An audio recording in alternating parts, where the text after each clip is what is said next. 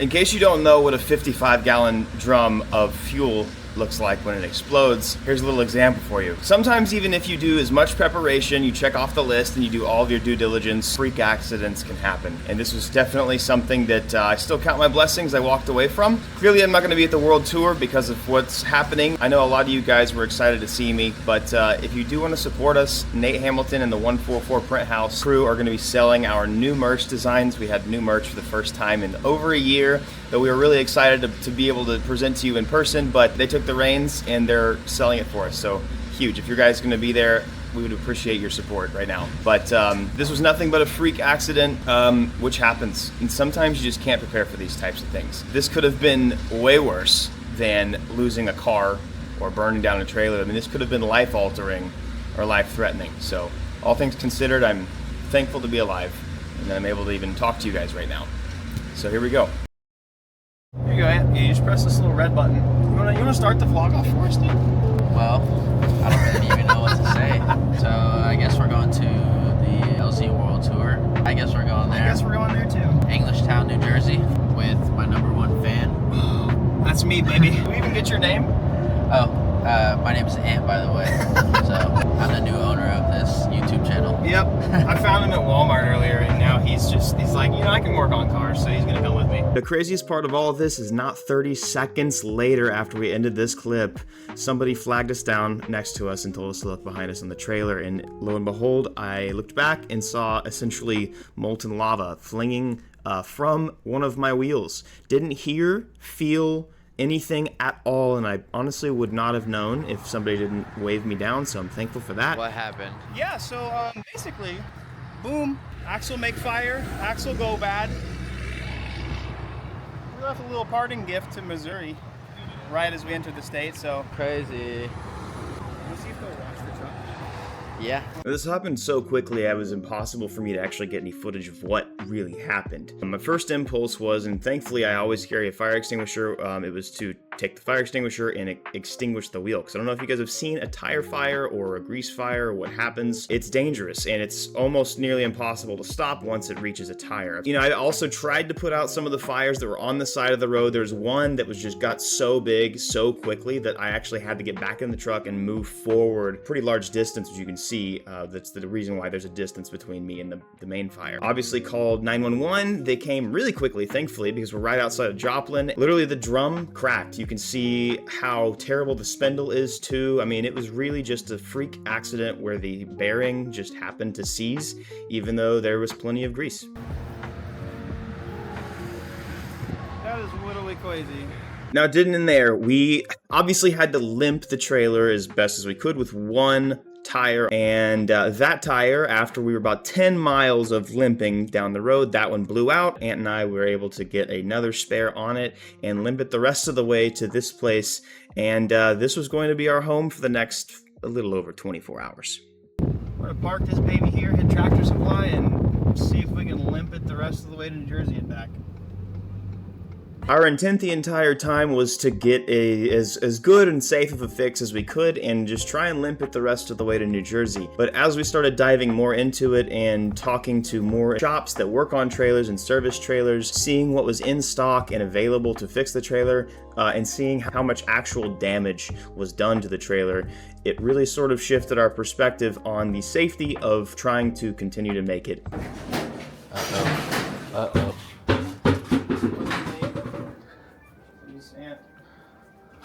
Oh, God. After a very long 24 hours, we had to make an executive decision, and then we had to limp it home.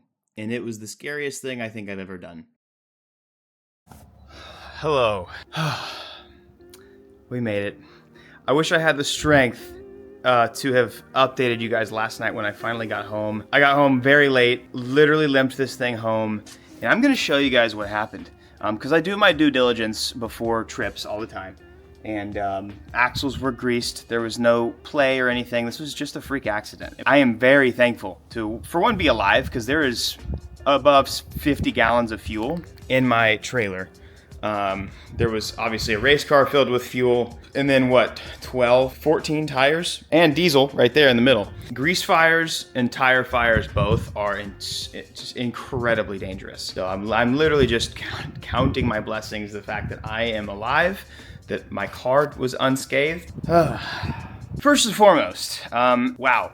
It was a miracle. Seriously, I know I'm gonna just keep saying that because it really was. I had changed my route to go to New Jersey about 30 minutes before the drive. If this would have happened 600 miles or 500 miles from home, the other way I was gonna drive, I would have been in the middle of nowhere and really genuinely hopeless and helpless. It was a miracle that I ended up in Joplin, Missouri, which is where a lot of my friends from college either came from or lived, because I went to school in Arkansas. I was able to bring this trailer and store it at a friend of Ethan Edmonds, which is the guy who sold me the S2000, the K-Swap S2000, been one of my best friends for a long time. That was a blessing. They had exactly the amount of hubs in stock for us to redo it, but let me show you guys why this was such a big deal and why it was so sketchy. This was the one that obviously broke. It's kind of scary that we did this, but after consulting with many trailer companies trying to find the parts possible for this, there was nothing. We could not fix the trailer. We had to patch it. Wow,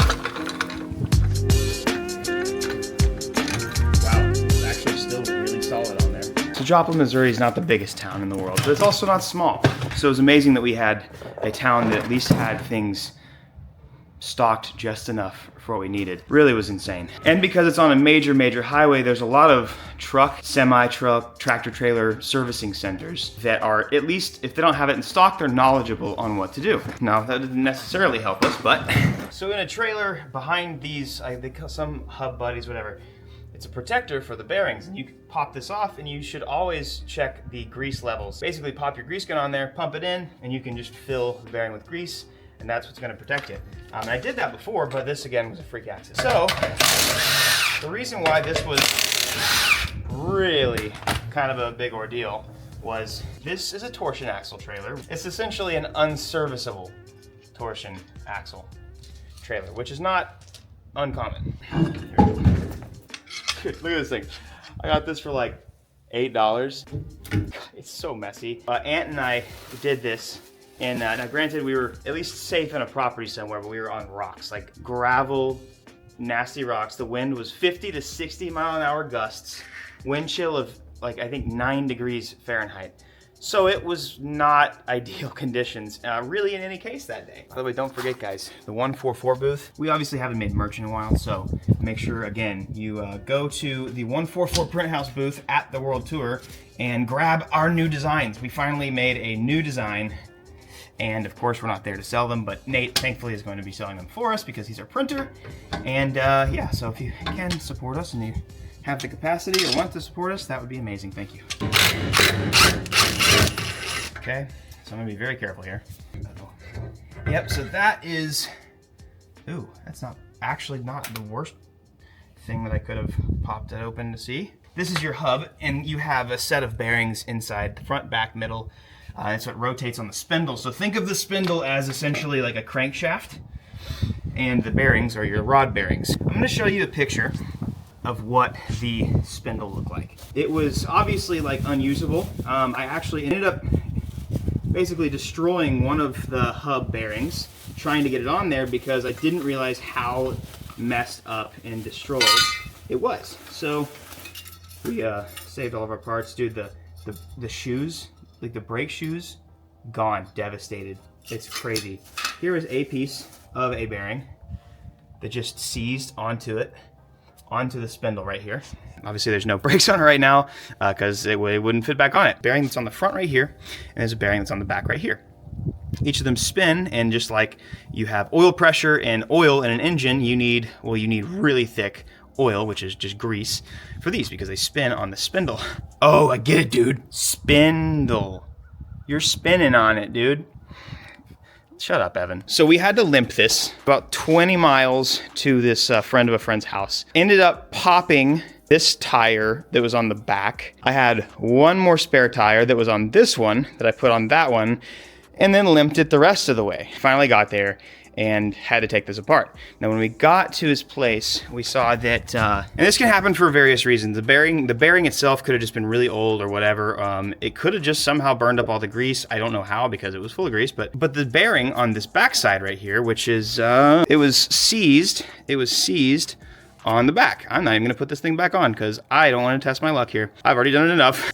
It was seized, so I had to borrow a angle grinder and try not to cut into the crankshaft or the spindle. And the spindle, for the record, is not removable on this. It is some torsion axles have the ability to remove it. The 4 bolts back, sometimes it's a 4 bolt, but that's only for the dust shield. This one's welded to the torsion arm, and this torsion arm is in no way removable from the inside part of the torsion arm, and the whole axle is welded to the frame. So what do? Well, first you gotta get this off. So boom, got that off. Obviously, that's going to mar and scuff the absolute mess out of the spindle, which is sketchy because there's a reason why tolerances exist. There's a reason why they're crafted, to a spec. I'm gonna try and make a long story short here, because it was a very long, stressful story. But after trying to source parts, even calling some of like the biggest parts retailers in the state of Missouri and around us, there's nothing within 3 hours of us that I could have just gone and, whatever. So at this point I was feeling kind of hopeless. There was one guy that was very recommended, highly recommended. He was a mobile mechanic, trailer repair. Yeah, so he was recommended to us. And I called him and I explained to him everything that was going on. I tell him the story of like what our spindle looks like and the type of axle that we have. And he was like, well, I'm gonna be honest with you. Ever since 2020 happened, blah, blah, blah, torsion axles have been nearly impossible to find and source, especially yours. I'm gonna try and be as verbatim as possible here, but he basically told me, you are not going to find a replacement spindle or axle, whatever does actually need to get replaced, likely within 1 to 2 months. And so that immediately was like, sick. And so he says, listen, if the spindle's really jacked up, take some sandpaper and try and smooth it out as much as possible. And I told him, I was like, listen, I got a flap disc. I've gotten pretty good at using them. And he's like, well, you cannot fix it right now. My advice to you is get it as smooth as possible, get it to where the bearings can go on and off smoothly, but don't shave too much off, and get home as safely as possible. And again, this is professional. So yeah, which is what I was intending to do, but I needed to make sure first. So that was sketchy. Like, that's in no way is that like ideal, but hey, God's watching over me and he made it happen. We made it home. So I get my flap disc, smooth it out, and today I'm actually gonna smooth it out a little bit more just so I can move it, do 1 hour trips if I need to. Obviously, because I had to cut that bearing out, there's a big chunk right here gone. The entire spindle was mushroomed, so it was bigger here than it was here. So I had to essentially try my absolute best to eyeball everything. I had to be crafty here because it still has to be circular, but you have to make sure that there are no catching points for the bearing, because as soon as that bearing nabs onto something or grabs something, the exact same situation we had was what we were going to get into again. So I had to be absolutely sure, like running my fingers all over every square millimeter of this thing to see and make sure that there's nowhere a bearing can rotate and catch. As long as it's well greased, it should be fine. So did that. Got it to the point where the bearing was like almost like within I would say great tolerances. Slid it on there, and again, our only option was to just put it home. I was white-knuckled, white-faced the whole time. I almost fainted when I got home last night out of pure emotion. I don't even know. I did my due diligence at checking. I stopped probably every hour or so, I guess, but to put my hand on it to make sure it wasn't getting too hot, to pop it off and make sure that the grease was still there, to re-grease it, and it worked. So thankfully, we were able to get 2 14-ply tires on the new hubs.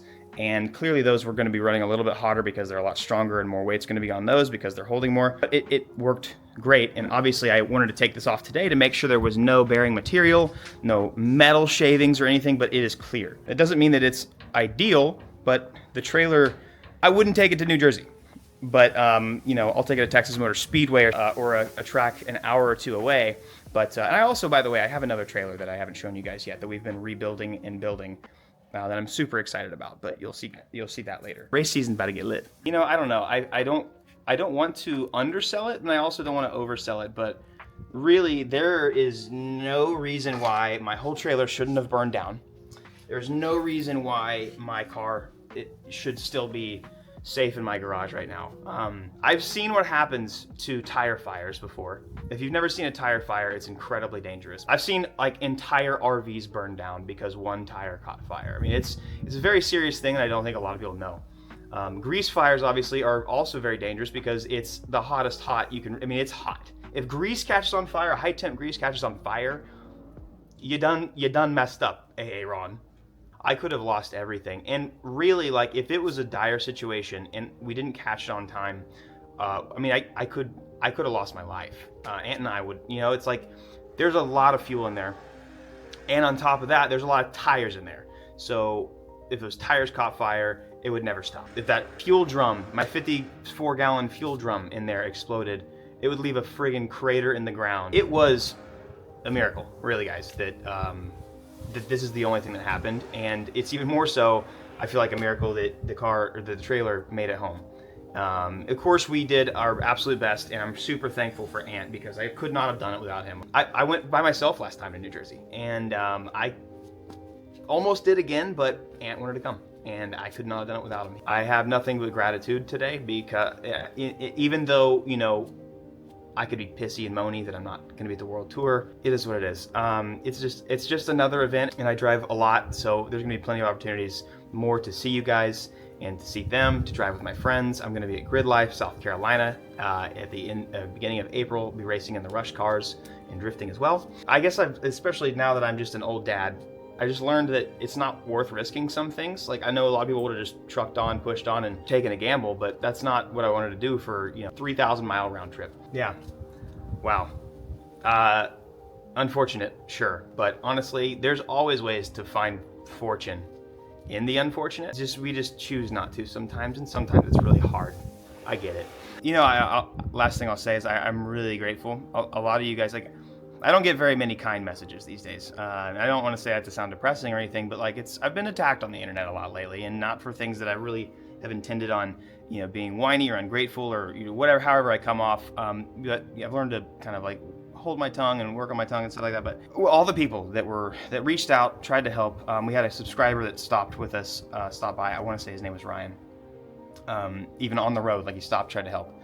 Amazing. The fact that across the U.S. there's still people that are willing to help in person, and just all the DMs. Like, there was a lot of DMs, like more than I've gotten in a long time, and almost all of them were just really encouraging and kind. And I'm sad because I didn't realize people wanted me at the World Tour, to be honest. Because what's kind of happened in the drift community lately, like, I've not been adored or appreciated. So, you know, I really kind of like was going into this not even knowing if people wanted me there. And I don't mean to sound depressing on that, but it was real. Like, that was my thoughts. And you guys were so kind, and I'm so sorry that I can't be there. Because I want to meet you guys that support us and that, you know, appreciate us for who we are and what we are. Thank you for encouraging somebody who really, really needed encouragement. Your kind DMs, whether it shows that I read them or whether I reply to them or not, I see them. And I wish I could reply to all of them all the time. Yeah, I thank you from the bottom of my heart. It has been a very discouraging and hard year, really, for us, in ways that I cannot tell you, in ways that you'll never understand. I just want to thank you guys, from the bottom of my heart. I'm thankful for life today, honestly. The biggest gift for me was making it home. I got to hug my girls this morning. I mean, like, yeah, I mean, it could have been bad, dude. I got to kiss my wife and hug my wife last night. You know, I was in my own bed, and everything that I've worked for, like, you know, the car that has caused me so much heartache and pain and suffering and is still here, and I still have the ability to drive it again, and to, you know, it could have been worse, and I'm thankful for that, but I'm thankful for you guys, but that's all. I'm not trying to make this a soppy thing, but that's it.